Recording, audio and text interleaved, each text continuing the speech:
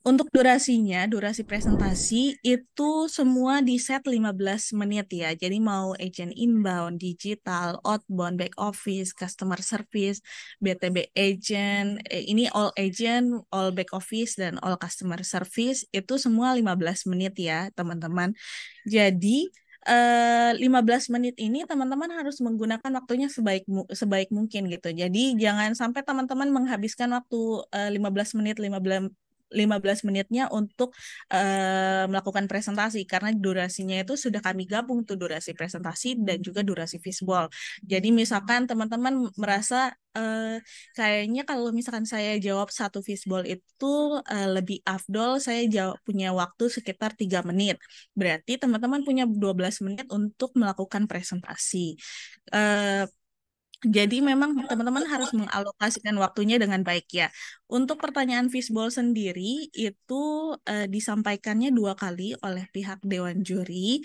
Kalau misalkan sisa waktu timernya cuma menunjukkan waktu sisa 1 menit saja, juri akan membacakan fishball sebanyak 1 kali. Nah, untuk materi presentasi, eh jadi kita mulai dari biasanya dengan cover ya. Jadi covernya itu biasanya ada nama presentasinya gitu. Kemudian harus menyertakan ya nama peserta, jabatan jabatan saat ini dan juga nama perusahaannya. Kalau misalkan kayak Mbak Efrida gitu harus menyebutkan nama lengkapnya. Ada Mbak Efrida Usmeila, jabatannya apa, nama perusahaannya apa, itu harus disebutkan.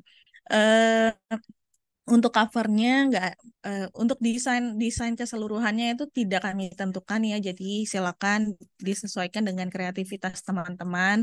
Tapi yang perlu kami minta adalah teman-teman harus mencantumkan logo ICCA dan juga logo TBCCI di halaman depan agar apa namanya kita bisa verifikasi bahwa materi yang teman-teman buat ini memang untuk materi lomba The Best Contact Center Indonesia 2024.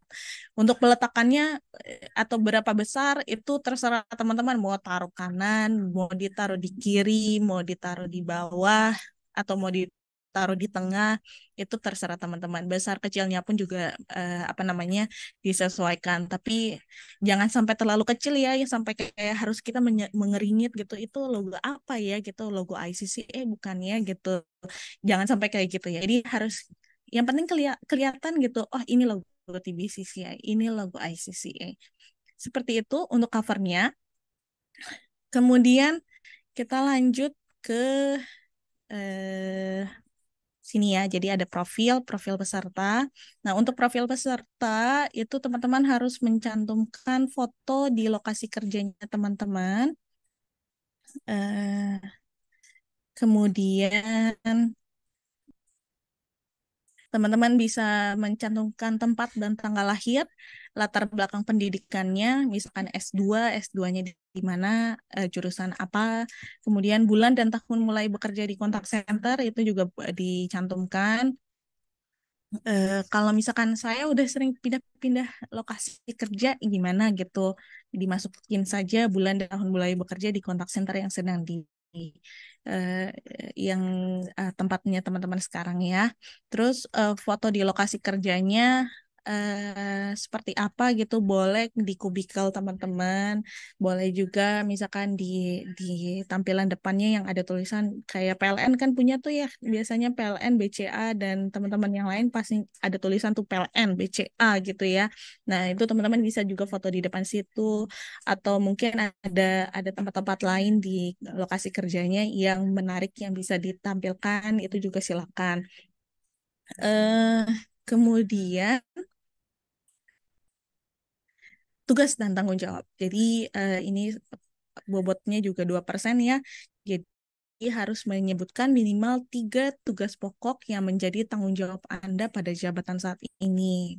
Teman-teman di agent inbound itu eh, ngapain aja sih? Misalkan melayani pelanggan dengan solusi, menangani keluhan pelanggan, memberikan solusi atas permintaan pelanggan, itu bisa disampaikan.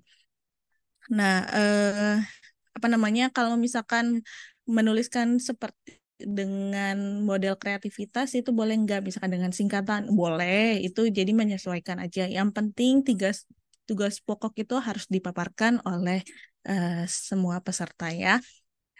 Kemudian untuk kompetensi, jadi kompetensi itu teman-teman juga harus menampilkan minimal 3 kompetensi yang teman-teman kuasai, serta itu harus mendukung teman-teman dalam melaksanakan tugas dan tanggung jawab sebagai agent dengan baik. Nah, biasanya kalau kompetensi itu dibaginya menjadi 3 gitu. Ada pengetahuan, ada keterampilan, ada perilaku gitu. Misalkan teman-teman punya pengetahuan apa gitu, pengetahuan produk knowledge yang baik gitu, atau mungkin keterampilan gitu, kemampuan negosiasi atau kemampuan analisa itu juga boleh. Perilaku juga itu juga bisa diterapkan.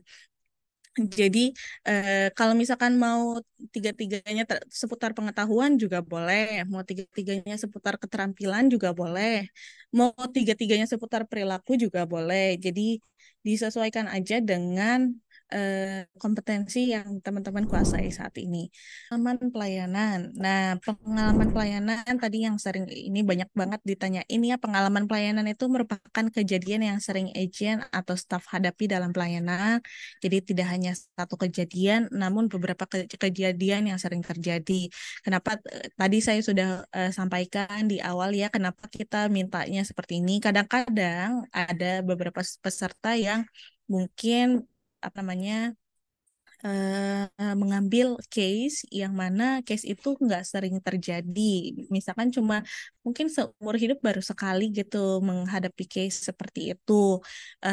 Kami sih berharapnya teman-teman bisa mengeksplorasi gitu dan menyampaikan kepada Dewan Juri pelayanan apa aja sih yang biasanya sering ditangani gitu. Kemudian nanti biasanya ketika teman-teman menangani kejadian-kejadian case-case tertentu gitu yang sering teman-teman tangani, itu biasanya kreativitasnya apa sih yang bisa diterapkan di pelayanan. Itu goals-nya dari kami.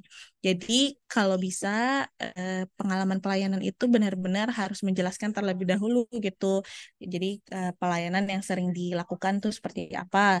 Nanti kalau teman-teman mau lanjut ke berikutnya latar belakang itu nanti teman-teman bisa ambil tuh dari berbagai case yang saya sering tangani, saya punya salah satu case dalam misalkan dalam kasus ini. Nanti teman-teman bisa ceritakan tuh latar belakang permasalahan atau permintaan pelanggan yang sering teman-teman hadapi dalam pelayanan. Misalkan mereka biasanya suka minta untuk case ini mintanya A, B, C gitu. Itu disebutin aja latar belakangnya. Eh, Bisa berupa latar belakang permasalahan, bisa juga profil pelanggan, itu bisa disebutkan di bagian latar belakang. Kemudian untuk kreativitas, teman-teman harus menjelaskan tindakan-tindakan yang teman-teman lakukan untuk menyelesaikan permasalahan atau permintaan pelanggan tersebut gitu. Dapat berupa suatu tindakan yang berbeda gitu, yang nggak biasa, maksudnya yang tidak biasanya agen-agen lain lakukan, atau bisa juga menerapkan metode atau istilah pelayanan yang diterapkan itu juga bisa, atau ada solusi proaktif yang teman-teman lakukan itu juga bisa ditaruh dalam kreativitas. Nanti pada terakhirnya teman-teman harus menyampaikan 3 manfaat yang dirasakan pelanggan atas solusi atau penyelesaian yang diberikan. Nah, pelajaran berharga dan nilai tambah yang kemudian juga bisa menyampaikan pelajaran berharga dan juga nilai tambah yang dapat diterapkan untuk pelayanan selanjutnya. 3 manfaat ini nggak misalkan nggak hanya pelanggan juga Kak gitu, tapi ada juga untuk saya atau mungkin ada juga manfaat untuk perusahaan, itu juga boleh disampaikan di hasil atau manfaat ini.